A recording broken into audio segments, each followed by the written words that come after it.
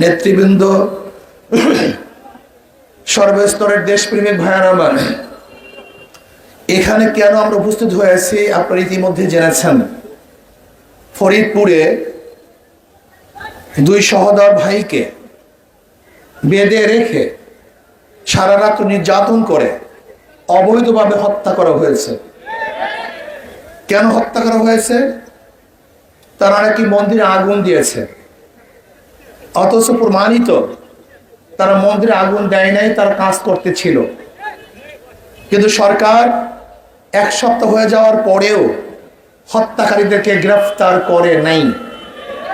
এমনকি মিডিয়ায় আমরা যা দেখতেছি, মনে হয় যেন এদেশের মিডিয়ার নাই, ভারত পরিচালিত মিডিয়া আমাদের বাংলাদেশে আছে। সব জায়গায় তো ভারত, কে এমপি হবে, কে মিনিস্টার হবে, কার চাকরির পদোন্নতি কখন হবে, কোন জায়গায় হবে, এ তো আমাদের দেশ নির্ধারণ করে না। এমনকি আপনারা জানেন আমাদের নৌবন্দরগুলি কি অবস্থায় আছে অনেকেই জানেন না। যদি আমাদের দেশের কোনো জাহাজ মাল খালাস করে, সেখানে যদি ভারতের কোনো জাহাজ আসে, আমাদের জাহাজ সরে যেতে হবে, ভারতের জাহাজকে মাল খালাস করতে দিতে হবে। আজকে আমরা কি দেখেছি? শ্মশান পূজা নাঙ্গা তলোয়ার নিয়ে করা হচ্ছে, নাঙ্গা তলোয়ার নিয়ে। আবার নিউজ দেখছি যে শ্মশান পূজা উদ্দীপনার সাথে উদযাপন করা হয়েছে।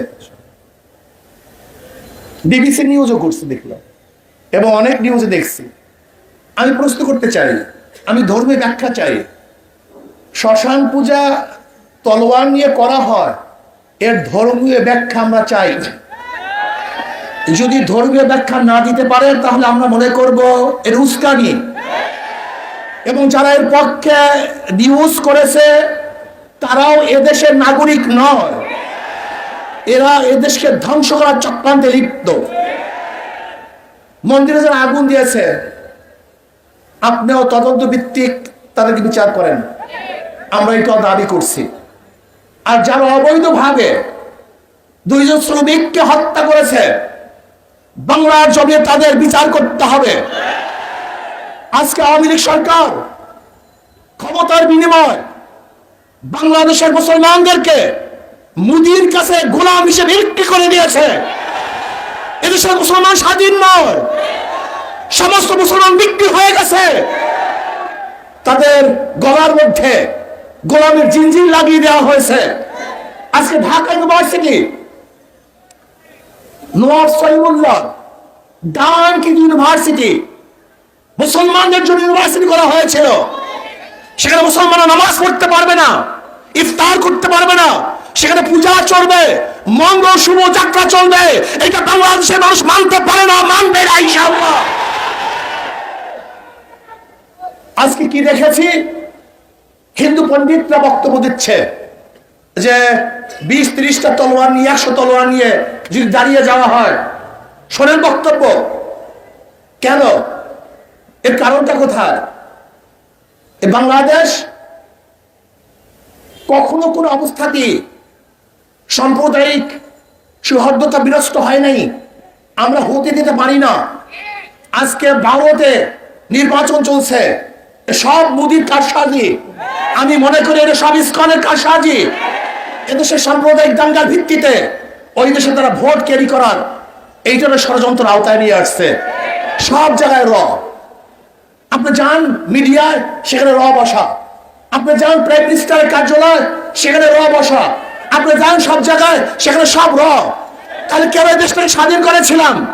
আমরা স্বাধীনভাবে থাকতে চাই, গোলাম হিসেবে থাকতে চাই না, গোলাম হিসেবে আসতে চাই না। বাঁচবো তো বাঘের মতো একদিন বাঁচবো, শিয়ালের মতো 1000 বছর বাঁচতে চাই না। যদি সরকার আগামী বুধবারের মধ্যে সরকার যদি দোষীদেরকে গ্রেফতার করতে ব্যর্থ হয়, তাহলে বাংলাদেশের জনগণ ঐক্যবদ্ধ ভাবে এমন আন্দোলন করবে, এমন কর্মসূচি দিবে, যে কর্মসূচি ফিরাবার ক্ষমতা সরকার রাখে না, মুদির দালাল রাখে না। আমি মনে করি এই সরকার জনগণের সরকার নয়, বর্তমান সরকার আওয়ামী লীগ সরকার মোদী কর্তৃক নিয়োজিত সরকার। কাজে মোদী কর্তৃক নিয়োজিত সরকার বাংলাদেশের জনগণ দেখতে চায় না, দেখবে না ইনশাআল্লাহ। আজকে শিক্ষার ব্যবস্থার অবস্থা দেখেন, কালকে রাত্রে দেখলাম সেখানে বিভিন্ন পূজা আশ্রয়ের কথা নিয়ে আসা হয়েছে। আজকে আমাদের কোমলমতি বাচ্চাদেরকে ড্যান্স গান শিক্ষা দেওয়ার সম্পূর্ণ ব্যবস্থা করা হয়েছে। আজকে কোমলমতি বাচ্চাদেরকে কিভাবে প্রেম করতে হবে, বন্ধুদের সাথে কিভাবে হাত ধরে হাঁটতে হবে, সেই শিক্ষা দেওয়ার জন্য তারা প্রস্তুতি গ্রহণ করেছে এবং শিক্ষার সিলেবাসের মধ্যে তাও নিয়ে এসছে। কি চলতেছে? এইভাবে দেশ চলতে পারে না। আজকে আপনি দেখেছেন যে খাগড়াছড়িতে মৈত্রী সেতুর নামে ভারতের সাথে বিশাল সেতু করা হয়েছে। আজকে বিবাড়িয়ার থেকে বিশাল রোড ভারতকে দেওয়া হয়েছে। তার মানিতে এরকম মনে হয় যেন অচিরি ভারত এদেশ কন্ট্রোল করবে, এদেশ শাসন করবে, সেই পূর্ব প্রস্তুতি চলতেছে। আমি বলবো আওয়ামী লীগ সরকার, আপনি ক্ষমতার জন্য গোলামি করতে পারেন, কিন্তু বাংলাদেশের জনগণ কোন অবস্থাতেই ভারতের গোলামি করবে না, করতে পারে না ইনশাআল্লাহ। যদি রক্ত দিতে হয় আমরা রক্ত দেব, জীবন দিতে হয় জীবন দেব, জেল খাটতে হয় জেল খাটবো, কিন্তু বাংলাদেশের জনগণ কোন দেশের গোলামি করবে না, করবে না, করবে না ইনশাআল্লাহ। আমরা পাকিস্তান থেকে স্বাধীন হয়েছি, তার আগে ভারত থেকে স্বাধীন হয়েছে। প্রয়োজনে এই স্বাধীনতা রক্ষা করার জন্য আরেকবার ইনশাআল্লাহ আন্দোলন করব, সংগ্রাম করব, এই দালাল সরকার উৎখাত করবই করবে ইনশাআল্লাহ। কাজী যদি আগামী বুধবারের মধ্যে দোষীদেরকে গ্রেফতার করতে সরকার ব্যর্থ হয়, আগামী শুক্রবার বাংলাদেশের প্রত্যেকটা জেলায় এবং প্রত্যেকটা মহানগরী ইসলামী আন্দোলন বাংলাদেশ জনগণকে সাথে নিয়ে বিক্ষোভ মিছিল প্রদর্শন করবে ইনশাআল্লাহ। আর যদি এরপরে সরকার ব্যর্থ হয়, তাহলে পরবর্তীতে এমন কর্মসূচি দেব ইনশাআল্লাহ। বাংলাদেশের জনগণ এই ইস্যুতে রাস্তায় নামবে এবং দোষীদেরকে গ্রেফতারের জন্য সরকারকে বাধ্য করবে এবং এই অবৈধ সরকারকে বিদায় করতে বাধ্য করবে ইনশাআল্লাহ। আল্লাহ আমাকে এবং আমাদের সবাইকে এই মিছিল